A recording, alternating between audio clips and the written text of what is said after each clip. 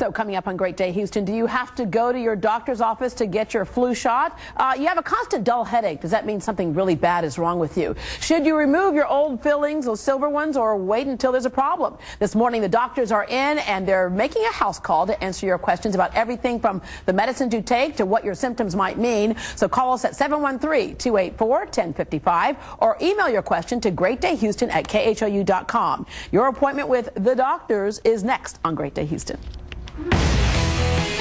Traveling in and outside the loop from Memorial to the Medical Center.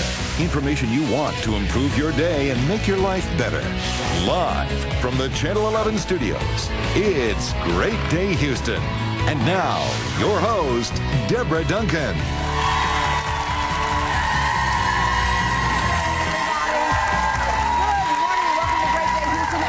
Health Week continues. We wanted to give you a chance to get some information from the comforts of home. You can call in your question or email us. That information is at the bottom of your screen. So let's meet our panel from Memorial Hermann. We have urologist Dr. Richard Kim, who can also address some general health questions. Dentist Dr. Terry Alani. We have pharmacist Gina Eubank. And want to look and feel younger? We have wellness and OBGYN Dr. Shel. And if Medicare or health insurance is your concern, Veronica Gonzalez can help out with all of that. So welcome, everybody. Okay, question for the audience. How many times do you have a question and you feel intimidated, you just don't want to ask the doctor? You feel like you're stupid or something, right? Raise your hand. You feel like, is that a dumb question, right? Well, there are no dumb questions. I think we can start off with that, is that you all want people at home and people in our audience to know there are no dumb questions. Anything goes. All right. Okay, let's start off, speaking of anything goes, with some of the questions that were emailed to us. This is for Dr. Kim, and it says, I've heard that cranberry juice can cure a urinary tract infection. Is that true? Actually, cranberry juice, this is an old wives' tale. If you start getting urinary tract infection, push the cranberry juice and you'll cure yourself. The reality of that is a third of the time you can flush out a urinary tract infection just by fluids alone. There's been lots of studies on cranberry juice. The reality of that, it's probably not much better than water to actually flush out an infection. It's the actual volume that gets rid of the infection. Cranberry juice has been shown to help prevent infections, so it helps prevent bacteria from sticking to the bladder. But anything more than that, stick with lots of water. That's probably better for you anyway. Less sugar. And of course, if things get really bad, you do need to go and get maybe an antibiotic? Yes. I mean, if you ever think about it, it's only a third time you can cure it on your own. 2/3 of the time you need to see a doctor and get an antibiotic. All right. Beverly is on the line. Good morning, Beverly. Good morning. And what's your question? I have IC, which is interstitial cystitis, and I can't seem to get strength or energy anymore since this has happened to me over 10 years ago. And I exercise, I take a vitamin, and it's a struggle. All right, so that's dealing with the bladder. So Dr. Correct. Kim, that would be you. Now, interstitial cystitis is a process where there's an inflammation. Now, it's not limited to the bladder. A lot of people put on a spectrum: chronic pelvic pain. They also have systemic symptoms where they feel tired, weak, and it sounds like if you've had it for 10 years, it's something you've been battling with for quite a while. The problem with interstitial cystitis is we don't know what causes it, and because of that, we don't really know what can absolutely cure it. It's not like I can just give you a medication or do a surgery and you're done. It's something, it's what we call manageable diseases. We have to kind of use a combination of medications, exercise, diet.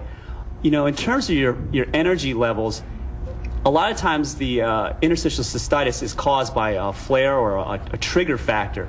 Things like diet, how much you sleep, your stress levels, these things all factor into that. The other thing is you should look into the doctors. There's new medications that come out which can help treat this. So, you know, check with them regularly.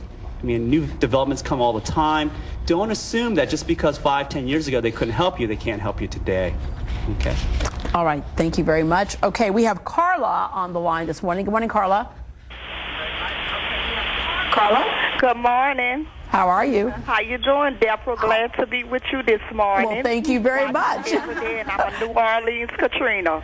Ah, well, welcome. I love your show. I was calling because I have 2 daughters. They're teenagers, and they have like a skin problem. And I was trying to see, I used to use like a Medicaid soap on their face. Yeah, is it like a psoriasis or eczema type problem? Yes, ma'am. Okay. So do you want to, Dr. Laji? Sure, absolutely.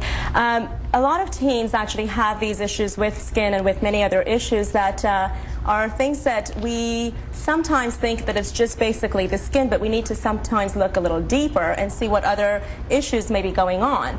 If it's primarily the skin, and if it's just acne, psoriasis, etc., there are certainly medications that we can use. But what has been found lately is that there are a lot of food allergies that are actually contributing to issues that present as skin complaints.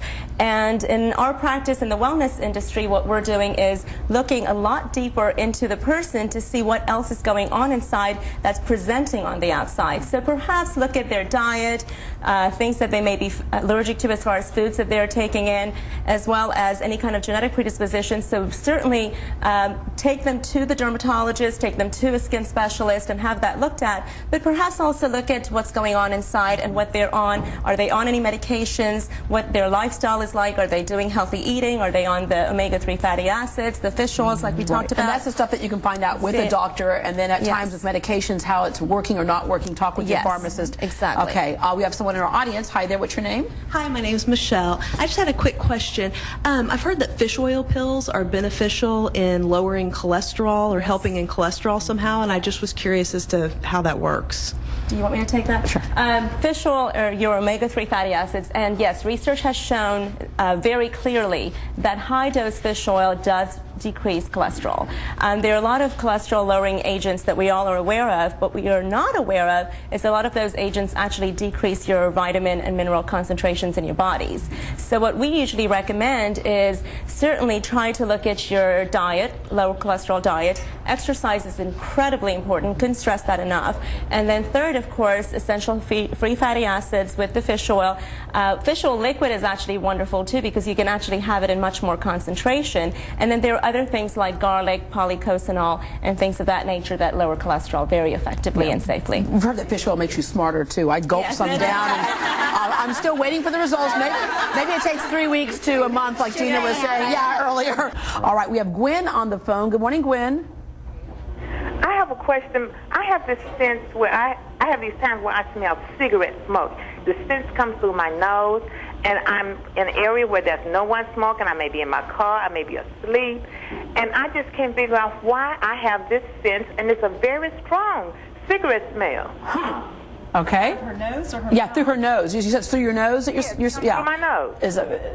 I'm very sensitive to smoke, so if somebody's smoking down the street and around the corner, I know it. In fact, somebody's doing it right now. But what is that a symptom of? Do we know? The only thing is if, I mean, is for her mouth or whatever, breath, just get a rinse that has zinc chloride in it, and that will help eliminate any types of odors in the mouth. As far as through the nose, anyone want to take that? It may be on her clothes, perhaps. Perhaps she's been around something and it's on her clothes. I mean, we maybe just look into that and see what else is in her environment that's actually holding on to that. Yeah, but on the other hand, could be something in her body, how her body's metabolizing something, perhaps? Or? Yeah, the other thing is some type of odors also deal with neurologic problems. So you got to make sure that you're not having associated headaches, that there's not any twitches, any numbness anywhere. You might think it's cigarette smoke, but it might be something else. And your odor sensation in your brain is very similar to your memory, etc. So if there's other symptoms, you need to see a doctor because you might think it's cigarette smoke, but it might be something worse. So don't let this thing go on for a very long period of time.